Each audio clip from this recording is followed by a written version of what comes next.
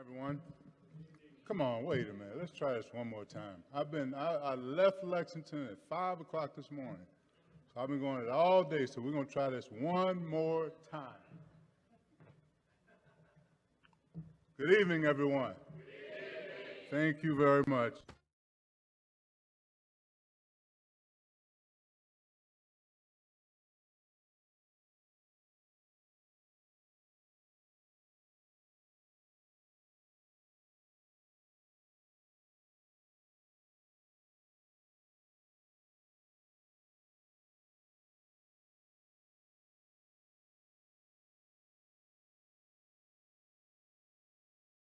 Without vision, the people will perish. True enough. Very true. I think it's true for any one of your industries, any one of your companies. It's true for this state. It's true for this nation.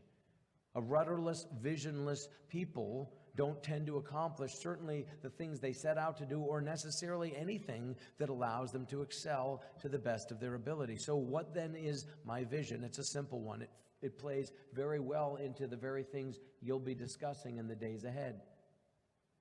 If you wanted, mention was made a moment ago of how global the world is. Let me ask you all a question. If you wanted to engineer and manufacture something, you wanted to do it to the highest degree of excellence, you had to do it in a single country in Europe, where would you likely start? Anybody? Interesting. That's a good answer. Somebody said Switzerland. A couple others over here said Germany. But I'm willing to bet that 90+% of you thought of Germany. It is absolutely true that you could do it in Switzerland. Absolutely. You could do it in Italy. You could do it in France, Belgium, the Netherlands. You could do it in any number of places.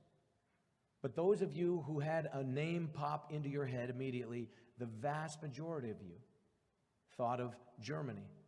Why is that? Not because they're the only place, as is evident. There are clearly other places. But Germany, in our minds, is the country that immediately comes to mind when we think about engineering and manufacturing excellence, because they have poured into this, and in large measure through the apprenticeship program, for generations. And the end result is extraordinary.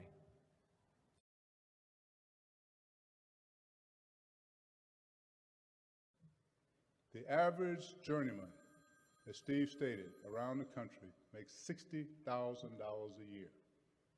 Key word, average. There's no one in this room that's average. No one.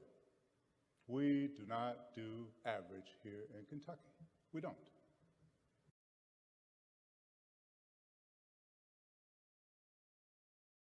Do you realize that you are setting in the demographic center of the U.S. for everything east of the Rocky Mountains? Think about that for a second. If you draw a line down through the United States, down through the Rocky Mountains, and look at everything east of that, that's about where 80% of the population of the U.S. resides.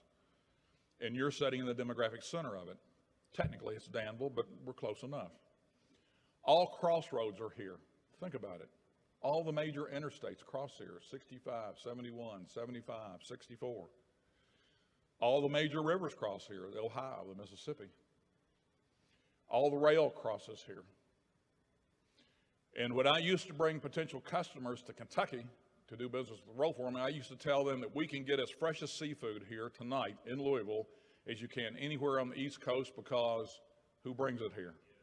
UPS brings it here. You're in one of the lowest cost living areas in the world. You're the center of the strongest economy in the world, and you're in the demographic center of the U.S. Why would you want to be anywhere else except right where you're sitting right now?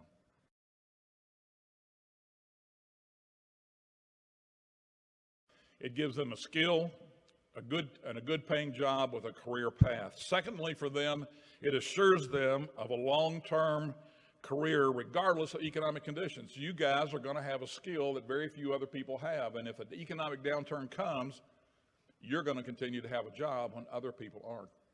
It's almost an insurance policy for you. The other thing it does for you, and probably one of the most important things, it creates a path to increased opportunities. The 14 apprentices that I watched get shepherded through roll forming over the years, many of them became supervisors and managers. They went on to get engineering degrees and become leaders in our industry. I would tell you that your career is just starting. You have a lot to look forward to.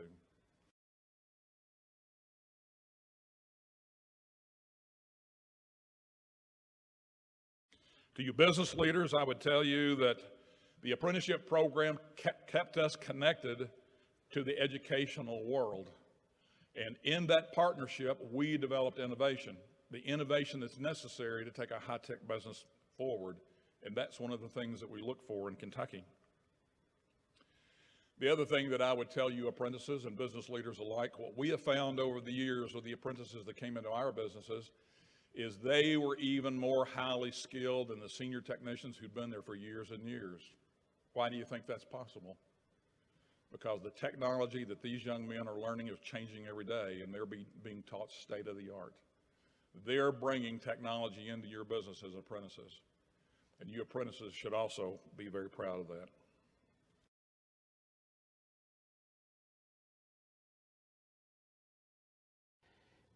A US education model would not be able to be airdropped into Australia. It wouldn't work. Australians are a different breed. They're a different beast. They're a bit more relaxed in some parts. It wouldn't work. I was talking earlier about the German apprenticeship model was airdropped into Singapore, and that didn't work either. But the German apprenticeship model is rock solid. So what went wrong? It's got to be customised to the local region. It's got to work in that part of the region. And it's almost as specific as what happens here in Louisville isn't going to happen in other parts of the state. It's not going to happen in other parts of the state. So you need to look at what already exists and how you can build on that momentum and bring things together in a coordinated way. That means having a look at the curriculum, not writing new curriculum, but saying, how can we deliver this curriculum to get young people engaged? Because what we need to do here is we need to work out how we're going to stop young people dropping out and disengaging. That's what we've got to get onto. That's absolutely critical. So any programs that we can bring back into the high schools, and the high schools can work with the local community colleges, and the community colleges can work with the higher education providers. We all need to work together, because somebody might want to go and do an apprenticeship, but they might want to go off and go to university. University is great for some people. I think that it really is a choice, and we need to give people choice.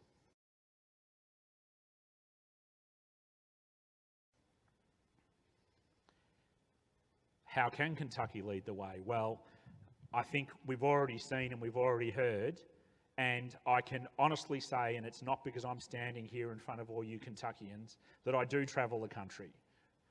California, New York, other states, and there is no question there is momentum, serious momentum here. You know, we heard from the Department of Labor, that was really great feedback.